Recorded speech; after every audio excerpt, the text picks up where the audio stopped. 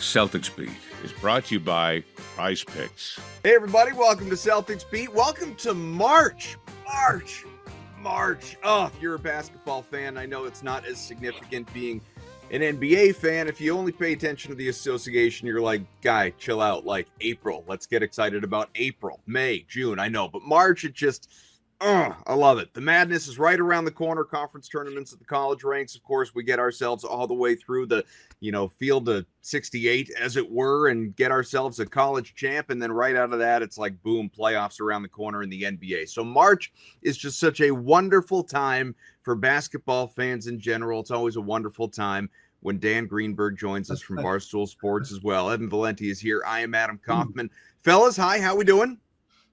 Good. I thought you were saying it's good that it's March because it's officially my birthday month. So I thought y'all were just about to celebrate me, and I was down for that. But March Madness is equally as awesome. So we'll celebrate you. And I thought that you were going to say, this is one of those like the Ben Stiller and dodgeball. I think what you think I think. I thought that you were going to say that. I thought you were going to say, oh, it's March and that means it's Celtic City month. Monday, we have the first of 9 Celtic City episodes streaming on Max. And if anyone has not seen Chad Finn's article about the docu-series, as we call it now, because it's 9 episodes and not 1, the docu-series streaming on Match every Monday, starting this coming Monday, March 3rd. He wrote about it for Boston Globe, boston.com, or bostonglobe.com as it goes by now. It seems like it's just the most revolutionary bit of Celtics content that has ever been produced, and that Bill Simmons has, finally achieved something in his life by putting this together. That like the zenith accomplishment for Bill Simmons was Celtic City. So I am looking forward to it, as I know we all are. And we had Brian Barrett from The Ringer, Bill's, employee, on with us last week. He went to the screening, saw the 80s episode, and it just sounds like this is going to be a really fun watch and all of that. Look, we got to get into a bunch of stuff, a little less Celtic City. We did plenty of that last week, and the common denominator here today is the three of us have not seen any of it. So we're waiting just like you, the viewer or listener. But Greeny, I first need to tell you just sort of the origin of you coming on here today. Okay.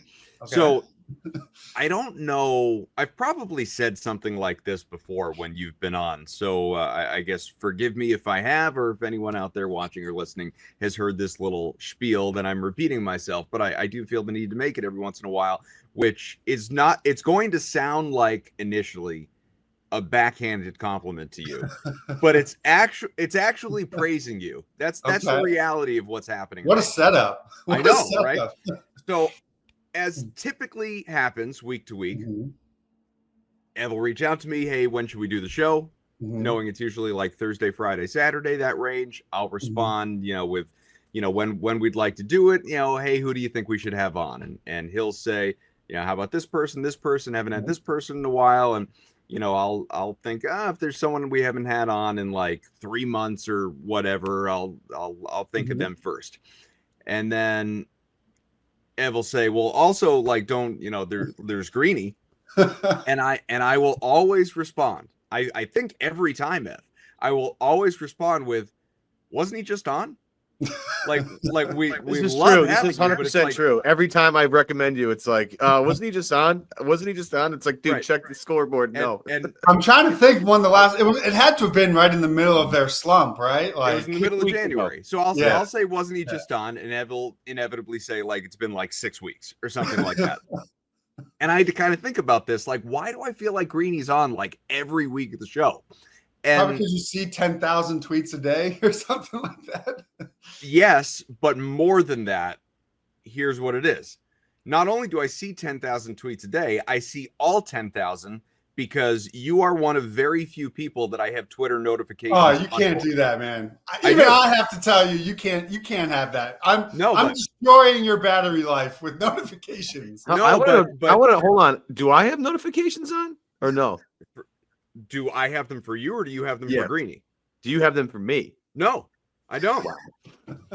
But here's why. I'm very pop. Hell, man. Here's why I have them on for Greeny, and Greeny might be there are a few Shams, Himmelsbach, used to be Woj, media people that might break news that, or Schefter, Rappaport, people like that I'll have notifications on for. You're the only That's crazy. fan, if you will, that I have Well, notifications on for.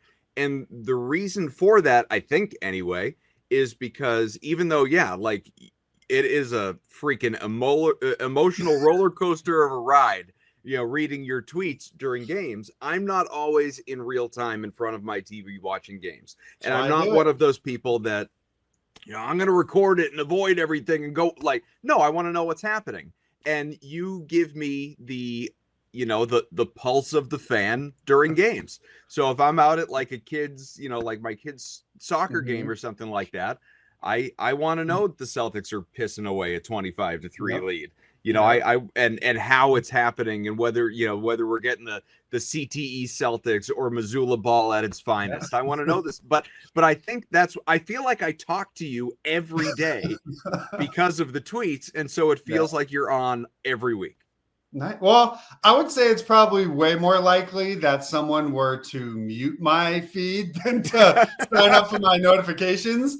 And it's a double-edged sword, right? Like right now, I'm being dragged by probably the entire city of Cleveland because I sent out a screenshot of the 25-3 lead. But when you live tweet, it's part of the content game. You just have to take it on the chin. Like, I've been doing it for so long, it doesn't bother me. Maybe like it did like 10 years ago. But I mean, you can always just like click on my profile. You don't need to look on your phone and see like 50 missed tweets in the span. No, that's crazy. I don't even know if I would subscribe to my own feed because I just, I tweet my feelings as they're happening. You do in real time. So no, you are an emotional tweeter. Much like there's some people out there eat their feelings. They're emotional eaters. You're an emotional tweeter. Definitely, because I'm locked in my office, and I just I need to get it out. And I think it's because I started doing it when I didn't have an online presence, so it's like nobody was reading the tweets, and it was just me going off. And I've just never been able to. It now feels weird when I'm at a game and I'm not doing it. It's like I have that separation crutch. It's not a good habit, but at the same time, people say oh, I need it for the, I couldn't watch today and you kept me in it. So I'm going to keep doing it, which is why I think most people just mute it and check in when they want to. Well, and I'm assuming it's just you being you, and it's not like any sort of a mandate. But for me, it's also kind of a barstool thing with, at least with Boston teams. Like it's you with the Celtics, it's Carabas with the Red Sox. I don't have Twitter notifications on for him, but he does the exact same thing with Red Sox games. He's just like you said, locked into the office. Maybe he's watching with a bunch of the people he does Section 10 with or whatever, but he's tweeting like crazy and not necessarily reacting to every little thing, because you can't do that in baseball the way you can in basketball. With runs or plays or turnovers or missed free throws or whatever. But it's just, anyway, our listeners are probably bored with this conversation already, but I wanted to bring this up as to kind of full circle the why you are here today. Now let's get into the emotional roller coaster that was this Celtics Cavaliers game. So they had won 10 out of 11 and now have dropped the last two to the Detroit Pistons, who are one of, if not the hottest team in the NBA right now. I'd put, them and the Nuggets are kind of right there. And then this Cavaliers team, who, to be fair, toward the end of this game, because I was watching, toward the end of this game, I'm getting all riled up and thinking about today's show and how pissed am I going to be. And then I just sort of take a deep breath and realize, all right, there's no Holiday, there's no Porzingis, so they're down two of their top six guys. Put them in whatever order you want, obviously. Cavs are at full strength, and that's not excuse making. Boston was up 25-3. To me, the NBA is a game of runs. I'm not saying you should be up 20 in the first quarter and lose the game. No, that of course shouldn't happen. But the real collapse, if you will, comes when you're up 17 points or whatever it was in the third quarter. That's the much larger issue than blowing a first quarter lead. When we see these leads in the NBA blown all the time, we saw Oklahoma City blow a 24-point lead against the Timberwolves and lose in overtime. That is inexcusable. But if I'm looking at this game, to me it is, and I think I'm being level-headed when I say this, it's much more of a, Clearly it was a collapse by Boston. It's certainly disappointing, but it's not this horrific loss in the same way that it's a great win for the Cavaliers. And, not folding, asserting themselves, proving once and for all to any doubters who may have remained that, yes, they do belong, that, it's Boston and Cleveland. That's the conversation. At least that's where the conversation starts in the Eastern Conference, and then view the Knicks how you will, or the Bucks how you will, that type of thing. Pistons, I suppose, even though to me they're still just a, barely even a good team. I mean, they were below 500 before that winning streak started. So I still don't think they're this great team. They're just hot right now in the second half of the season. But this Celtics game and team in general, it's just, it really wasn't an indictment of anything as it relates to Boston. Cleveland's still the team that in the long term has to prove it. Boston already has. The Celtics don't care about getting the top seed in the East. They're 7.5 back. They're not gonna get it. It doesn't matter. And I'm fine with all of that. It's more the hats off, bravo, Cavaliers, for anyone that was skeptical, and I'll kind of include myself in that. You're for real. We'll take you seriously come the postseason. Yeah, I'm with you. I think, especially because, the 25-3, when you see it on the scoreboard, it looks so daunting, right? But it also came in the first 3 or 4 minutes. So you knew eventually Cleveland was not going to miss every shot. There was going to be water finding its level on both sides. So the fact that they cut that down to 12 or 10 is every team in the NBA goes on runs. The more inexcusable one is, like you said, up 17 with around 7.5 to go in the third quarter. You were up 10 points with a minute and a half, 2 minutes left in the third quarter. Those are the collapses and the issues that I think are more concerning. And then you were out executed in the last 5 minutes of the game. With your starters on the floor and their starters on the floor, they made more plays than you did. They were better on the offensive glass late. Donovan Mitchell made all of his clutch baskets. You had a couple misses at the rim. You can give that team credit and say, you came in, you earned that win. Like you said, kudos to you. But I do think it's a nice reminder that, for any of these people that have been sort of unwilling to give credit to the Cavs all year, or say their season is fugazi or it's not sustainable, they're replicating the 2023-2024 Celtics season, right? We're 60 games in, they're playing at a plus 11 net rate. This is who they are. And if you're just saying, oh, well, they're going to fold early in the playoffs, to me, that's just a certain level of cope that you just don't want to give another team credit for sustained excellence. What makes it interesting, though, is when you think of this matchup in a playoff series, both sides have shown you do not have a way to stop our best weapons. The Cavs cannot stop your two best players, and the Celtics, with Jrue Holiday, without Jrue Holiday, with Derek White, without Derek White, cannot slow down Donovan Mitchell. So for me, it's one of those, that's what's going to make a series so interesting, is if neither of you can stop the best options, who can create that problem more over the span of a 7-game series is going to be who wins it. Because the shooting regression is not going to happen the same way it didn't happen for you last year, right? Their defense is good. They have good health. They have good depth. They are a worthy opponent and a worthy challenger. It's just going to come down to who can overcome their flaws in the 4 times out of 7.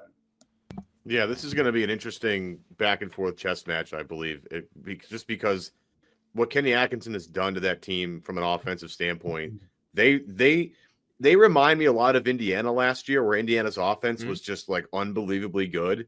But the thing that they also have is they're also good at defense. Indiana, they were fun to watch offensively, were a pain in the ass to stop. Nembhard was unbelievable in the postseason last year and got whatever shot he wanted and just went nuclear for 4 games.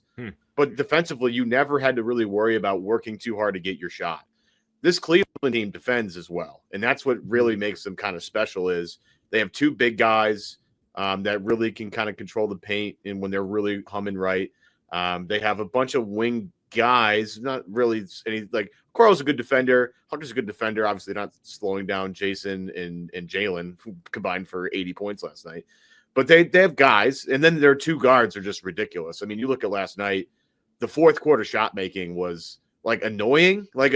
It was like, okay, they got a little bit into it. They got a couple of easy ones, and then all of a sudden, it didn't matter what you wanted to do in the fourth quarter. Garland and Mitchell were just unbelievable. So you look at everything and say, like, okay, from a schematic standpoint, you can't take it's going to take 48 minutes to beat either team. Like, you can't just take like any time off. And what's really interesting to me is Donovan Mitchell has now turned into the greatest player against the Celtics in the history of all basketball. time. Like All time. Chris Middleton, forget real that quick, guy. Can I give you these numbers? Go for Underdog tweeted this out last night. Donovan Mitchell against the Celtics this season: 35 points, 8 rebounds, 35.7 rebounds, 31 points, 10 rebounds, 6 assists, and in the most recent matchup, 41 points, 5 assists. So I ought to start it's betting not on just this this. guy against the Celtics, because anytime I bet on Donovan Mitchell, he sucks. So clearly, I need to put whatever hex I've got with Mitchell on these games, because dude is like Greeny alluded to, and like you're talking about, Ev, the Celtics have a Mitchell problem. Mm-hmm. Yeah, And so to be that honest, was the question. It's question not was, just last night, though. I don't think he scored under 30 in his like 10 career games. He has the highest scoring average against the Celtics in history. I think he just passed Michael Jordan. So it's like, it's not just this version of Donovan Mitchell. It's literally every single time he's played the Celtics, he's had at least 30, which is crazy. So that's my question. Like, outside of Jokic, because I think everybody would just say Jokic is his own category, is Donovan Mitchell the scariest player of anybody in the league that Boston can play in the playoffs? Because I think, like, Giannis. Steph Curry. You think it's Steph? Mm-hmm. Just because I've seen Steph Curry rip out my heart for a title. So it's like, he's just, and especially a re-energized Steph Curry like we're seeing right now, is still, but it's very similar. Like, when in that fourth quarter, you have the same like pit in the, in your stomach when Mitchell has the ball as you do Steph Curry in those moments. Like, every single time the Celtics made a big shot in that fourth quarter to get separation, Mitchell came right back down, hit a big three to get him close, hit a big floater. Like, he is the one type of player that he knows how to elevate his game for the moment. And I think it's like the only other guard I can think of that does that is like Steph Curry. So, I think you guys might be sleeping on Shea a little bit if the Celtics were to happen to see the Thunder, but that's just because there's less of that firsthand experience with him being in the Western Conference. That's true. Yeah, but I think about this problem. It's like, what do you do? Do you throw Tatum on him to try and just to throw him off a little bit? I mean, Kenny Atkinson had a lot of really nice things to say about Tatum after the game last Friday night. So that's neat, but like I just don't know. They traded Springer away, and I'm not like trying to say Jaden Springer was going to be the saving grace of the Celtics season against the Cavaliers. I'm not saying that at all. But like, they just don't have a guy quick enough to hang with him, and I just don't know if it's more length, if it's double teams, if it's whatever they have to do to try and slow him down. They just haven't had an answer for it ever. And is the question, who cares? Do we just let up on Garland? Do they? I mean, I just, as you look forward and try and project this series out, because it looks like it's going to be these two teams in the Eastern Conference Finals. Like, the Knicks they're hilarious. I don't sweat them at all. Orlando can't shoot anymore, unfortunately. The Pistons are fun for sure, no question. I don't think Boston took them super seriously the other night, but that's all right. It just looks like these two teams it's destined they're going to play each other in the Eastern Conference Finals. Mm-hmm. And they have a serious Donovan Mitchell problem. And the question is, do you just ignore him and try and lock everybody else down, or do you try and scheme up something special for him in the playoffs because you're going to have time on your side and you're going to have ways to scheme it up in between games? I think that's how you have to do it, because you have to remember, like, even if you initially throw a quicker guard on him or someone with length like Jalen, they approach him in a very similar fashion offensively as the Celtics do with Tatum or Brown, where they're just going to give you a high ball screen into a mismatch and you're going to have to guard on an island, right? Like, it's the same thing as, okay, if the Celtics switch high ball screen to get Tatum on Garland or Tatum on a smaller player, they do the same thing to get Mitchell against a slow-footed defender like Hauser or a slow or a Pritchard, whatever it might be. So there really is no like, what can we do to take this away? I think you just have to go with the old LeBron approach of you're going to get your 30, 35, but we're going to shut off the water, with everybody else. Let's take a quick break, tell you about our good friends over at Prize Picks. Today's show is powered by Prize Picks. Prize Picks is the best place to get real money, sports action. And with over 10 million members and billions of dollars in award winnings, Prize Picks has made daily fantasy sports accessible to literally everybody. You just pick more or less on at least 2 player statistics for a shot to win up to 1,000 times your cash. It's 1 in 3 zeros times your cash. Run your game all season long on Prize Picks. We talk about the flex play because your boy oftentimes doesn't get them all right, or sometimes a guy gets injured in the middle of everything. But if you use the flex play, because Prize Picks has that, you can still cash out your lineup even if it isn't perfect. You can double your money even if one of your picks doesn't hit. And this week, I'm digging the points, rebounds, assist statistic totals, okay? You add them all up. Points, rebounds, and assists, they got to be above or more than a certain number. We're going to start with LaMelo Ball. More than 38.5 points, rebounds, and assists against the Wizards. The Wizards are garbage, absolute garbage. Marcus Smart's there, but LaMelo, very capable of going off for 40-plus in any game. So 38.5, I'm going to go more than that. Cade Cunningham and the red-hot Detroit Pistons, more than 39.5 points, rebounds, assists against the Nets. And the Nets are trying to be bad. Although they're not that bad, they are at least trying to be bad. And Cade Cunningham never sold my stock, guys. Been unbelievable. And, of course, Steph Curry against the Sixers. The Sixers are an absolute tire fire. Steph Curry against the Magic, 12 threes in that game. That alone would give them the more than number you would need. But Steph just needs more than 37.5 points, rebounds, and assists against the Sixers. All 3 of those hit you 5 times your money. I mean, you're talking about real simple here, and you're picking really bad defensive teams, the Wizards, the Nets, and the Sixers. So watch that money roll in with Prize Picks. Again, use Venmo if it's the easiest one for you. Venmo makes life super easy for everything, and Prize Picks is one of the things that makes it super easy. You can withdraw and deposit via Venmo on Prize Picks. Nothing easier than that. So download the app today and use the code CLNS to get $50 instantly after you play your first $5 lineup. Again, download the Prize Picks app today. Code CLNS. You get $50 instantly after you play your first $5 lineup. Prize Picks. Run your game.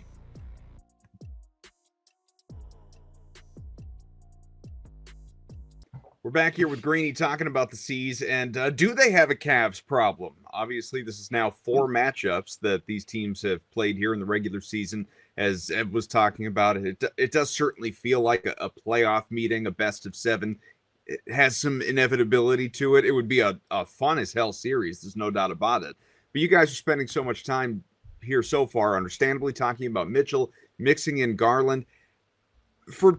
Maybe I shouldn't, because the history doesn't really support it statistically, but I think about their bigs. I think about Mobley and Allen versus Porzingis if healthy, and Horford if available. But the thing is, like, while we can look at last night, like, super tame night for Allen. Like I said, statistically, it's not always there. 10 points, 4 rebounds. Mobley was better in not even 30 minutes, 17 and 12.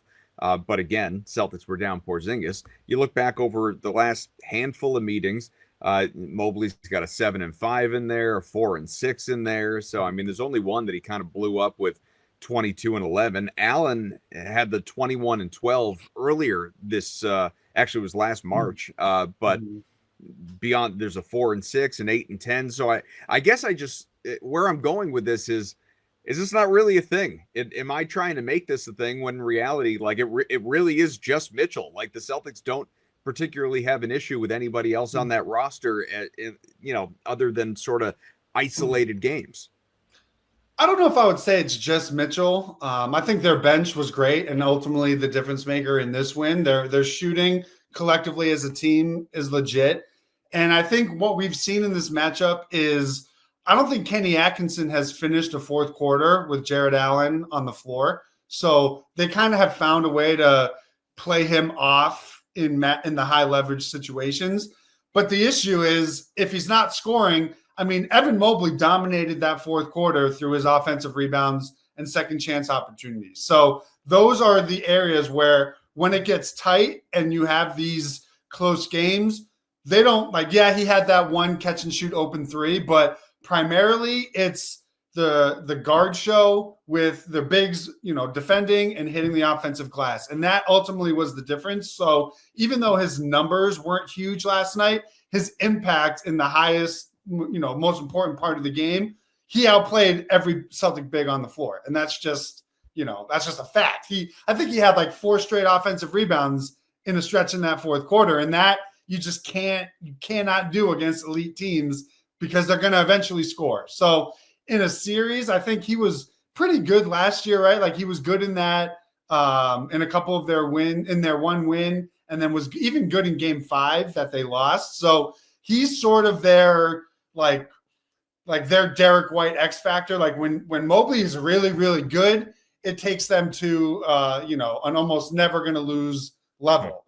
When he struggles, he's now developed where he can still find a way to make a winning impact. But it's not like a situation where I feel like they need to like scheme for Evan Mobley. Like I think will live if Evan Mobley's going to be making 3-4 threes in a game. They just have to box out better in clutch situations. Yeah, and for me, it's just completing defensive possessions. Like sometimes last night they got, I think, caught just not fully fully getting up on some shooters. Like there were certain times where like Sam Merrill is just walking into stuff, and it's like you can't let that guy. I know he looks like he's not a super awesome, like he's small, diminutive. He's not like a huge guy, but he's got great range and hit a bunch of great shots. I feel like sometimes that Boston lets the Cavs get a couple of easy ones, and like some of those guys, all they need is one, and then all of a sudden they're on fire. Like should be. Are you describing? They should look at. Yeah, basically, right. They the Cavs shoot the hell out of it, man. They really do. Yeah. And well, I thought at some point, it has been over the year. It's not a fluke anymore. It's just not. Right. They're just red hot for an entire season. I just feel like Boston lets them get into a couple of easy ones to get back in the rhythm, and all of a sudden the Cavs just can just take over a game with how well they can shoot it. But like finishing off possessions at the end of games is a killer. And this is a Celtic thing that's happened to them in the past where they're not super strong on the glass, especially when they're smaller, with no Porzingis and you're not getting a ton from Kornet. You're not getting a ton from Al Horford in terms of like an overall impactful game. And, Tatum and Brown can do what they can as rebounding wings. But like when you get punished like that and you give this awesome team that's good at shooting and more opportunities, you're going to get burnt that way. So if you're Boston, I know we've done a lot of critical things about, Boston didn't do this and they didn't do this. You still have to feel pretty good knowing that the 2 losses you have against the Cavs this year, you weren't at full strength. Right. You didn't have – go ahead. Yeah, and the 2 areas that killed you, perimeter defense and defensive rebounding, are pretty much what Drew Holiday and Porzingis bring to the table. But I think these games, all 4 games really just tell you how important the margins are. If you look at how these 2 teams stacked up last night, the key difference was, in the fourth quarter, they allowed 7 offensive rebounds. In the second half, it was 11. In the game, it was 14. Turnovers, they had 3 more turnovers for 15 points. The shot margin was like 95 to 89, and the Cavs made 2 more baskets. So it's like those extra possessions of rebounds and turnovers where you're not even getting a shot up on the rim to maybe get an offensive rebound yourself. It's only 3 or 4, but that is the difference in what this game came down to. They made 2 or 3 more free throws and 2 more baskets, and that's it. And a lot of those came off turnovers and offensive rebounds. And in a playoff game, those are I call it the 3 pillars of death of every Celtics playoff loss you'll ever find. Poor late game offensive rebounding, poor outside shooting. So we didn't get that last night. I mean, they shot the hell out of the ball, but points off turnovers. If this team has 14, 15 turnovers a game and they're allowing easy transition baskets, anywhere between 15 to 20 points off turnovers, those are the things that kill your margin for error. And I think against a team like Cleveland, who can shoot they were 17 of 39, just like you were from three. So they have a style and a talent to match Missoula ball, which then means how you perform around the margins is going to dictate these games. They were better on the margins last night. The Celtics were better around the margins in the game in Cleveland. They won at the beginning of February. Like, when you have two good teams battling like that, it's one or two possessions that can swing the whole thing. Well, I generally agree with all of that. Here's the pushback, devil's advocate question that I have about the whole thing.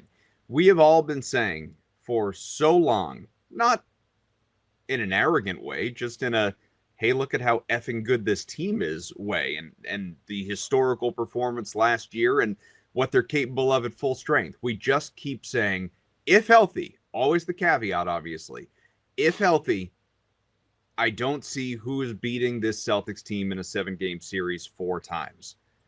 That said, do you have enough respect for the Cavs to believe that, again, if the Celtics have all their guys, which they haven't in every meeting here in the regular season, as you just talked about, but if they have all their guys in a 7-game series in, late May, early June, whatever it is, that Cleveland can shoot the lights out that consistently in 4 games and outshoot Boston in that way? Because normally, our belief is like, if Boston's going to lose a 7-game series, it's less about the other team, whoever it is, and it's more because, Boston had 2 clunkers where it shot 20% from 3, and that played into it. I mean, I think even at full strength, if you're bad around the margins, a team like Cleveland at full strength can beat you 4 out of 7. I think what you're feeling is when they are full strength, more often than not, they handle the margins, right? Like, they're number 1 in lowest turnovers a game. They, with Porzingis on the floor, are, above average to elite defensive rebounding team. But we've also seen them at full strength be careless with the ball, have cold streaks offensively. So it's like, when they play to their standard, I'm with you. Full strength, nobody's going to beat them 4 out of 7 times. But part of that equation is the assumption that at full strength, they're not going to play like assholes and they're going to handle their business around the margins. Because I'm sorry, I just think it's naive and a decent amount of cope to just think, oh, we're going to get into a playoff series and the Cavs are going to play the exact opposite of how they've played for 9. Like, think of how we would feel if someone said that about the Celtics last year. We'd be like, what are you talking about? Look at the sample size. Look at the consistency up and down the roster. I don't think, like, just because there's another team that's doing it, I don't think you can now thumb your nose up and be like, oh, well, if we had but that's what makes the matchup so fun, because they've won both the games when they were at full strength, and they've lost both the games where they were down 2 starters. So your brain would tell you at full strength, this is a no problem matchup. But I would just say that they played better in the games that they won when it came down to the details. Yeah, and it's not like things are going to get a lot easier here because they have Denver coming up Sunday, and for us it's tomorrow. We're recording on a Saturday here, so it's not like they get some time off to relax. And no, maybe we talked about Detroit being the hottest team. Here comes Denver, the other hottest team in the league, coming in 11 out of 13, I think. Yeah, and Jokic just like another triple-double last night, Friday night, is just on an all-time heater right now. Probably going to win MVP again, like 3 in 4 years. It probably should have been 4 straight because that Embiid one is fraudulent. But my goodness, like I think Boston's going to have to. What's up? I think it's still Shea. I think he's still MVP.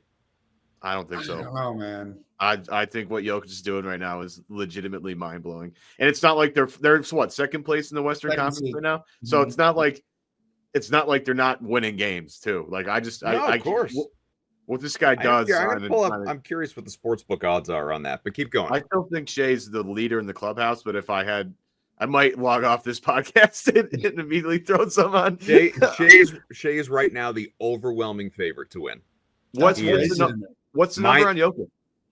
Shea is minus 550 and Joker is plus 340. I just think that's so crazy. That's crazy. I think that's the narrative push because statistically, we're witnessing one of the greatest seasons in legitimate NBA But history. don't we feel like we say that about Jokic every year? Like here's the thing. So he should win MVP. No, as like, long as here's the thing. I think, and like we don't have to do a whole conversation about this because I don't want to derail the conversation about Denver and even Portland, who has won 4 in a row. It's not a good team, but they're clicking right now. Joker is without question the best player in the world. That's not what I'm saying. But I do think Shea wins MVP. Whether that's narrative push, whether it's, top seed recognition, whether it's, voter fatigue, like call it whatever you want. I think these two things can exist at the same time, where Shea wins the award, even though he's not consensus viewed the best player in the world. I just think that's the reality. Like what Joker is a top 10 all-time player. Mm-hmm. He is insane. But I feel this is one of those, like, couldn't you have given Clemens the Cy Young every year, Bonds the MVP every year, Jordan, LeBron, we can do this. Like Shohei could be the MVP every single year because what he does is so absurd. Same thing is true of Jokic, but I think this stuff gets mixed up. I think it gets, divvied out a little bit, right or wrong. I would just tell you, though, for me, it comes down to when Jokic is off the floor, the Nuggets are legitimately the worst team in the league across the board. Scoring, defense, shooting, passing, like net rating. Like they have I think their net rating with him off the floor is like it would be like the 28th or 29th best net rating in the league. Shea off the floor, the Thunder are still like a +3. So it's like they're still going to be a competitive team. Like nobody owns more responsibility for their team's success than Nikola Jokic. And he's doing it with the most efficient season ever. He's like, top 2 or 3 in scoring. He's shooting nearly 50% from 3 as a center. He's averaging a triple-double. Like at some point, I agree with all of that. And I still don't think he'll win. I'm with you in the sense that if he doesn't win, it'll be the narrative push of, before I think the conversation was, well, Jokic is a 5th seed and OKC's having a historic season. But I don't know. I think now that they've closed the gap, I feel like it's more impressive for me that this version of the Nuggets with their injuries is a 2 seed than it is the 1 seed OKC maintained their position with their injuries, if that makes any sense. Sure. But if I cut you off, go ahead. No, it's so good. I bring up the Denver game for, look, Denver's great. One of the, best teams in the league. Again, as we talked about, one of the hottest teams in the league. I just want to bring this up because the Celtics are on the verge here, boys, of losing their 3rd straight game for the first time since March 3rd, 5th, and 6th of 2023. So the odds to tell you happen that then. They're gonna bounce back here and take care of business. But this is why I love the fact that they're playing these couple of teams in a row like this. Kaufman, you and I talked about this a couple weeks ago. Now, I don't think Boston's gonna you're not gonna see the on-off switch just because the schedule they have at the end of the year is so light. Like they're just not playing that many teams. But this is the stretch here where in Detroit playing really well right now obviously helps this. But this is a stretch right here where we get to see kind of what Boston's made of a little bit. Like it's, as we talked about in January, it was up and down. You didn't really get to see the real Celtics, and they turned it around right before the All-Star break, come out of the All-Star break pretty hot. Now you look at this Denver game of Boston's on the verge of doing something they haven't done in 2 years, which is remarkable, by the way. But I love the fact that they have a challenge on Sunday and can quickly rebound against a really solid team. Greeny, you think they lose for the 3rd time, the first time in 2 years? To be honest, Greeny, before you answer that, couldn't 1 o'clock on a Sunday help the Celtics too? I don't know. Aren't they usually bad in early afternoon games? Yeah, but they're all, Denver's obviously it's, I know they're not just getting here or anything fly in that morning or anything like that, but there's still the body clock element of it. And, a team that is on the West Coast and all of that. Mountain time, different, not West Coast time. So they're only 2 hours. They're only 2 hours behind. But I don't know. I didn't think the Celtics would lose 2 in a row. They've only done that once all year this season. And I just think it's going to be, you have to throw out the first meeting because Jokic didn't play, when they Right. won in Denver. When he has played, all the games will be close. So it's just going to come down to most likely another tough physical defense with good size, good wings that you'll have to out execute in the clutch, going up against a guy that never misses in the clutch and can get whatever shot he wants. So they're another formidable opponent. And it's going to come down to, I think, more limiting Jamal Murray. Like, you're not going to stop Jokic. Just throw that out the window, because even if he decides he doesn't feel like shooting, he's going to bury you with his passing. If he decides he wants to start being aggressive and scoring, he's too big. Like, he's a monster. But I do like the idea that, they're motivated. They got guys nipping on their heels for the 2 seed. You're probably a little pissed off given what happened last night.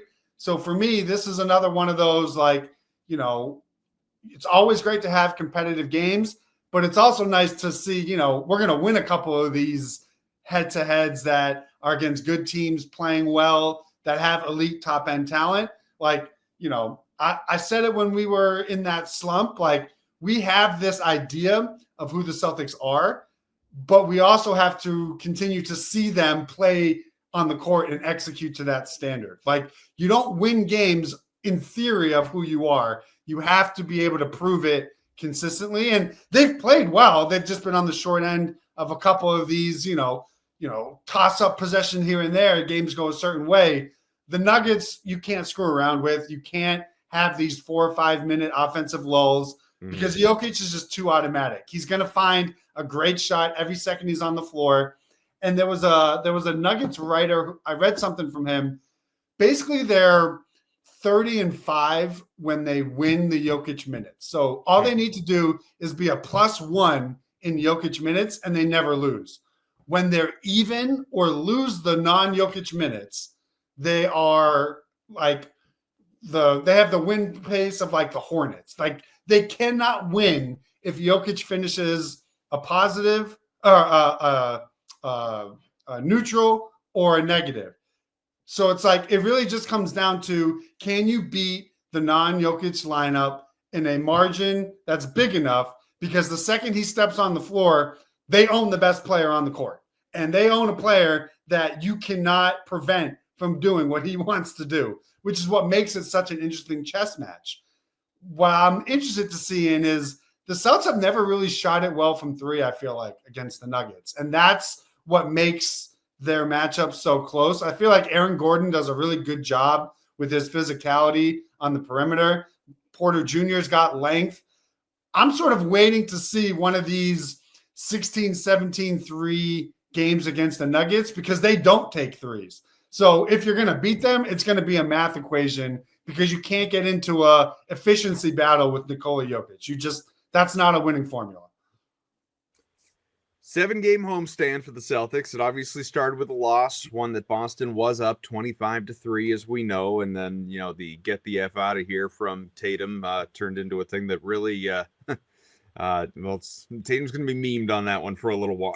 To correct one thing with the Nuggets, I push back on myself, I suppose. They did play in Detroit on Friday. So, they're already obviously just on East Coast time and adjusted to all of that. And so, and I think it was Milwaukee. It was Milwaukee before that. Before that. Yeah. Which, Central time, but even still, at least they've, worked their way over slowly. So yeah, maybe 1:00 in the afternoon at the Garden won't make a difference. That's the Sunday game. Then we have a little bit of a gap. Celtics don't go anywhere. They may even get a day off. Who knows? They got the Blazers, who are hot right now, 4 in a row and clicking despite some injuries. Again, bad team, I realize, but a team that could be kind of annoying if you don't take them seriously, for sure. Then you have the Sixers, who are just, on the verge of openly tanking now that Embiid has been shut down, although Paul George is still on his podcast hiatus so he can focus on his actual job. Then you have the Lakers coming in 1 week from today as we sit here.